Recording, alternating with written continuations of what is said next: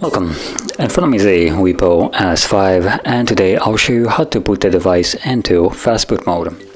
And to get started, hold power key, select power off and wait for the device to shut off. Once that happens, all you need to do is hold power key and volume up.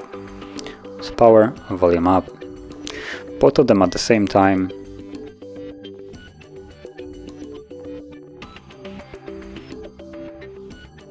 And from here you want to select the second option using only volume up. So as you can see, it's called Fastboot mode, and once it's selected, press volume down.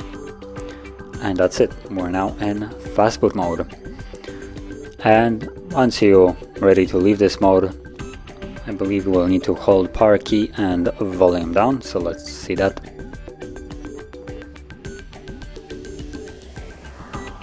Now it looks like power key and volume down isn't doing much, so let's simply take out the battery.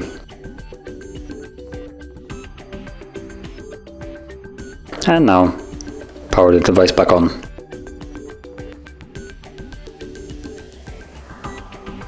And as you can see, we're now back in Android. So if you found this video helpful, don't forget to hit like, subscribe, and thanks for watching.